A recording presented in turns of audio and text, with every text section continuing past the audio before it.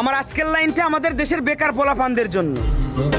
6 থেকে 7 বছর বয়সে পড়াশোনা শুরু করবা, 25 থেকে 26 বছর বয়সে তা শেষ করবা।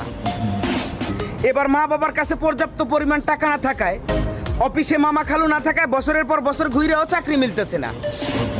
তারপর সেই বৃদ্ধ মা বাবার কাঁধে বসেই বেকারত্ব জীবন পার করবা। অন্যদিকে শখের মানুষের বিয়ে হয়ে যাচ্ছে, তার বাড়ি থেকে বলতেছে পোলায় কি করে। পোলায় এখন গ্রাজুয়েশন কমপ্লিট করে বর্তমান মা বাবার কাঁধে বসে বেকারত্ব জীবন পার করতেছে। এমন একটা ছেলের সাথে আমার মতো অভিভাবক হলেও আমি ডিরেক্ট রিজেক্ট করে দেবো, কখন আমার মেয়েকে বিয়ে দেবো না। তারপর রাস্তায় রাস্তায় স্যাড সং শুনবা আর ডেন্ডি খায় বেড়াইবা। আমি বলি কি, পড়াশোনা অনেক হয়েছে, এবার বাদ দাও। আজকেই পাসপোর্ট অফিসে যাওয়ার একটা পাসপোর্ট বানাও। 10 বছরের মিশনে প্রবাস জীবনকে বেছে নাও। দেখবা 2 বছর যেতে কি না যেতেই তোমার বাড়িতে একটা বিল্ডিং হয়ে গেছে। 10 বছরের মিশন শেষ করতে ব্যাংকে মোটা অঙ্কের টাকাও হয়ে গেছে।